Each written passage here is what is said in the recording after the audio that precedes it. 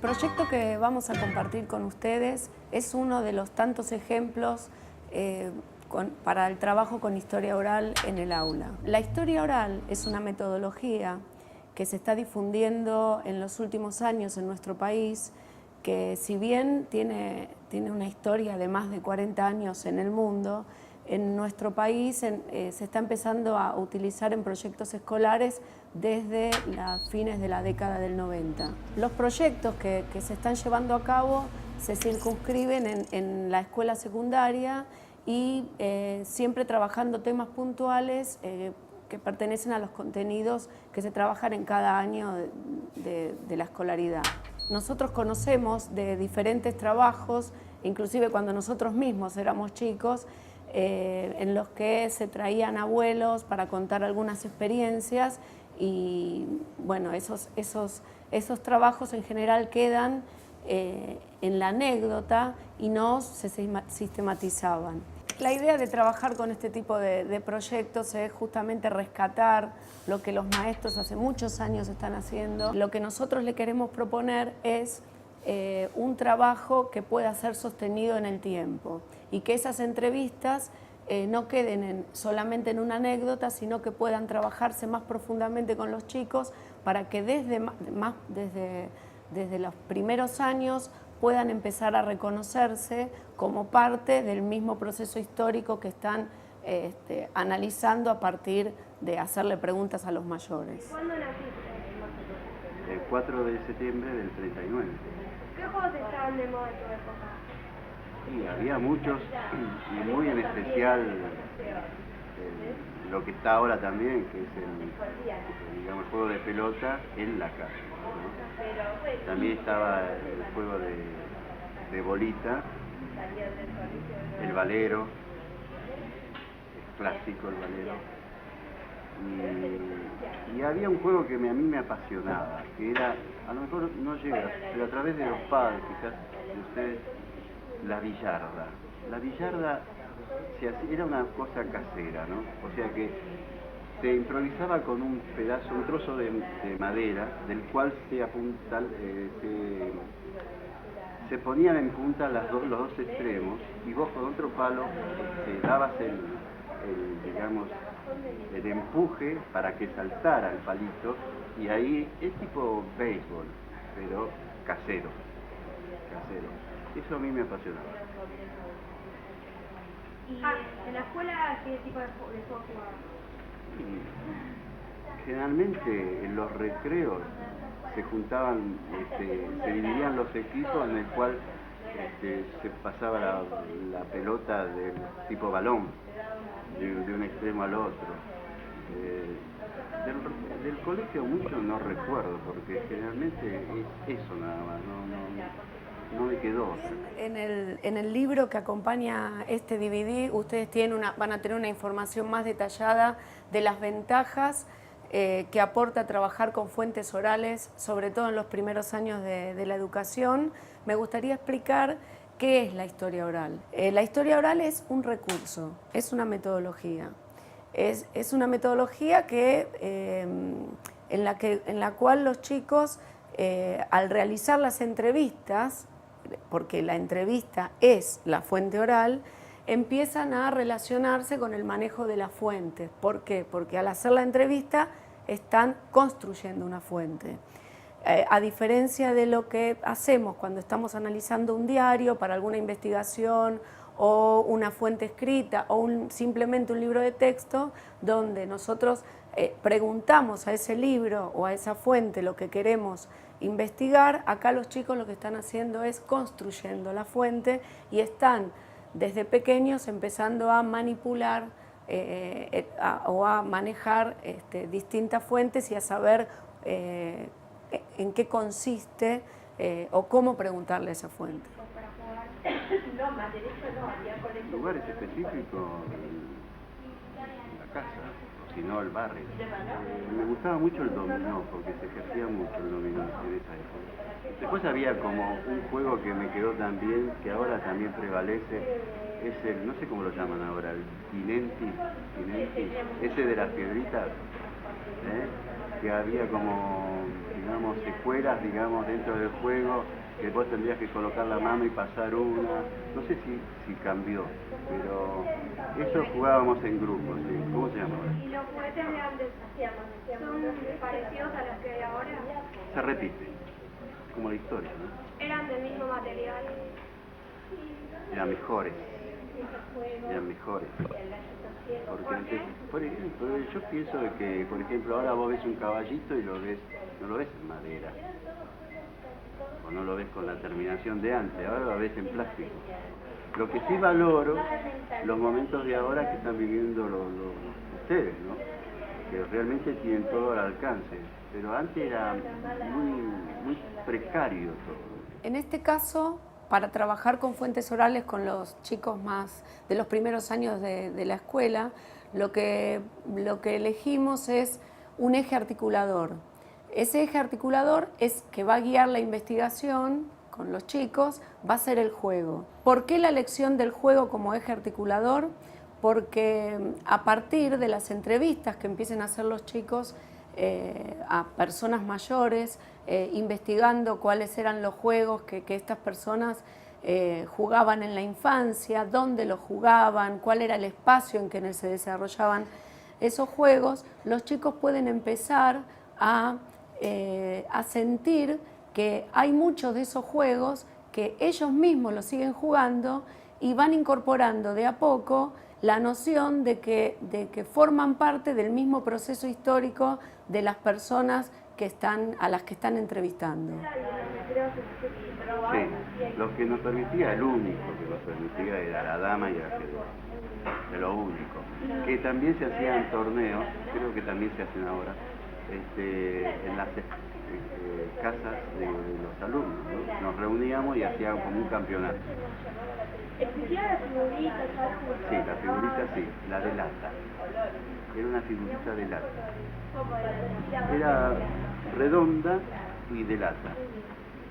O sea que vos la podías tirar y bueno, me olvidé los nombres, ¿no? Pero generalmente eran de los jugadores y creo que sacachispas. Creo que sí. Y si no, jugabas, digamos, tirándolo, digamos, de una pared al tape. O sea que hasta que una tapara te llevabas todo. Pero había una rueda simple, una rueda digamos, de triciclo, que nosotros hacíamos con una horquilla, ¿la sabés esa? Una horquilla, así tipo onda, y la jugábamos así, llevándola a través de esa horquilla. Yo me acuerdo que el valero era un juego que también me apasionaba, porque era... ahora se ve el valero, ¿o no? Sí. Y porque antes, en la época en que realmente se acercaba el lechero a traer la leche a tu casa, nosotros porque era un grupo de muchachos, le sacábamos la chinche de la montura del caballo. ¿Por qué? Porque lo ponías al valero, que era de madera, y te permitía que al resbalar entre más fácil, ¿entendés? Para poder construir la fuente oral, es decir, para realizar la entrevista, hay una etapa previa que es para mí la más importante, que es la de la preparación del cuestionario. Para preparar el cuestionario, sobre todo estamos hablando del trabajo con chicos muy pequeños, es necesario partir de la realidad lúdica que tienen los chicos. Obviamente que el docente acá va a tener una participación muy activa porque va a tener que organizar el debate que va a hacer que se produzcan las primeras preguntas y después, una vez que están armadas esas preguntas, uno tiene que pensar en la persona a la que vamos a entrevistar. Esa persona generalmente va a ser un abuelo o un docente o los padres de los mismos chicos y lo que tenemos que saber previamente es dónde vivió esta persona, cuántos años tiene, porque no es lo mismo que esta persona nos cuente a qué jugaba en los años 40 a qué jugaba en los años 50, saber algunas características de la historia argentina, aunque sea con chicos chiquitos algunas cosas que nos permita después relacionar lo que pasaba en la Argentina en cuanto a la economía, pequeñas nociones con la posibilidad de jugar de los chicos. Entonces, toda esa etapa previa, que es una investigación, los docentes tenemos que tener una actitud muy activa con los chicos y acompañarlos, sobre todo si estamos trabajando con chicos de los primeros grados de la escuela. Por ejemplo, hay personas que a la entrevista traen los propios juguetes y que cuentan, por ejemplo, traen tanques de guerra o traen soldaditos. Y cuando empezamos a investigar con los chicos en qué época jugaba esta persona con esto, nos damos cuenta que era la época en nuestro país donde había desfiles militares, donde justamente el contexto histórico acompaña esa realidad lúdica. ¿Qué juegos recuerda de su infancia? En mi infancia había algunos juegos que eran individuales, otros que eran en grupos. Los jugábamos mucho en la vereda, así que me acuerdo de varios juegos de la vereda. Así en grupos, no me acuerdo el nombre de todos, pero había uno que era de estatuas, era algo por el estilo que llamaría, que uno de nosotros se ponía en un lugar, daba vuelta, todos los demás salíamos, digamos, 2 o 3 veredas de distancia y teníamos que ir corriendo, y cuando se daba vuelta teníamos que estar todos duros. Si alguno se estaba moviendo, retrocedía al lugar de partida. Y bueno, así 3, 4 veces hasta que ganaba el que llegaba primero a donde estaba el que se daba vuelta, digamos, ¿no? Que contaba, creo que tenía que contar, no sé si hasta 5, hasta 6, contaba, hacía un número y se daba vuelta, y ahí uno tenía que frenar antes de que él se dé vuelta. Creo que algo así, de las estatuas o algo así. Y ese era uno de la vereda. Después había otro que era como si fuera el tatetí chino, ese que uno mueve las fichitas, pero con cada uno de nosotros puesto en una esquina y uno en la mitad. Y no me acuerdo cómo había que correr, que siempre uno quedaba afuera y ese perdía. Es decir, había que correr cada uno hacia un lugar.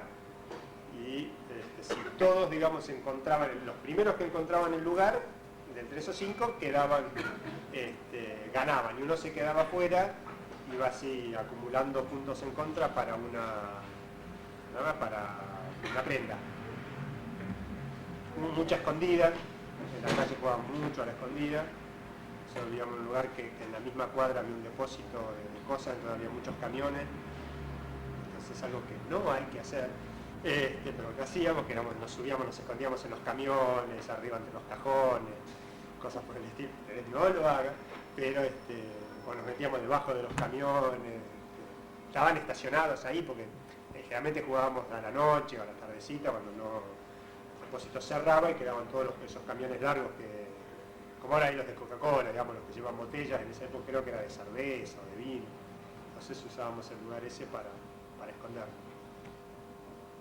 Esos eran algunos de los juegos de la vereda, con la bolita, también en la vereda, esas cosas. Antes de empezar a hablar sobre cómo podemos utilizar las entrevistas que van a construir los chicos, me gustaría decirles que todo este tipo de proyectos se puede hacer a partir de 1 o 2 entrevistas, que no nos propongamos desde el principio tener un archivo de historia oral de los juegos. ¿Y por qué? Porque seguramente eso lo vamos a terminar teniendo, pero empezar de a poquito para animarnos a introducir este tipo de metodología, no solamente para que la gente venga y nos cuente a qué jugaba cuando era chico, sino que ese eje, que es la actividad lúdica, nos sirva también para poder entender el contexto histórico en el que la gente jugaba. Voy a dar un ejemplo. una entrevista que ustedes van a ver o un fragmento de entrevista que van a ver en el material que acompaña el libro, es una señora, abuela de uno de los chicos que está haciendo la entrevista, que va a contar su experiencia con los juegos, pero en la provincia de La Rioja. Antes de hacer la entrevista, los chicos tuvieron que averiguar qué localidad era la localidad de Chilecito, cómo era, qué pasaba en esos años, ¿sí? Y cuando escucharon a esta abuela y empezaron, y la abuela contaba cómo construían sus juegos, los chicos empezaron a ver que esos juguetes, ¿sí? Más que los juguetes estaban construidos con elementos de la naturaleza, con ramas, con cañas, inclusive había un juego que tenía que ver con el agua, y empezaron a ver las diferencias que hay con los propios juegos que tienen los chicos en la actualidad, sobre todo los chicos de ciudad. Después hay otras entrevistas donde la gente a lo mejor cuenta sus actividades lúdicas o los juguetes que utilizaba en la misma época que esta abuela, pero en la ciudad. Entonces los chicos pueden hacer una comparación entre la ciudad y el campo y empezar a analizar el contexto histórico que acompañó a estas actividades. Al tejo, a pelearse entre ellos. Cosas que nosotros casi nos peleábamos, porque era tal el gusto de encontrarnos, de ir de un despoblado como era donde yo vivía, a la escuela normal y encontrarse con... Ahí era ciudad, ver luz eléctrica que nosotros no teníamos, escuchar música que nosotros no teníamos radio. 5 coches había en el pueblo en esa época que estoy hablando, que se imagina que todo lo muchísimo que ustedes tienen acá, lo mínimo para nosotros era extraordinario. Era una cosa cerrada, papá, mamá, los abuelos y punto. Y punto, un ratito. No como ahora. ¿Y cuál era su juego favorito? Mi juego favorito era la figurita, andar a caballo y subir al cerro. Los recuerdos más antiguos y más lindos tal vez sean las noches de luna, que nos íbamos a la vecinos, que también había chicos, y jugábamos. Y ahí jugábamos las rondas, unos cartitos que ustedes no lo deben saber, tampoco me lo acuerdo. Distribuíamos un grupo de un lado, otro del otro, cantábamos, nos encontrábamos, saludábamos, y de la paloma blanca que nos gusta conocer. Pero otra vez, juguetes escasísimos, muy escasos. Y escasos porque la posibilidad económica no daba para juguetes que todos iban de Córdoba. Entonces se encarecían mucho y nosotros éramos 3.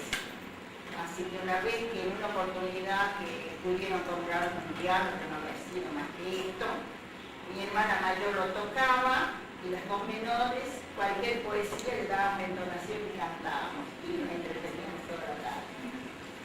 ¿Se prevía de materiales por ahí del campo para armar algún juguete para jugar, tipo cañas, ramas, hojas?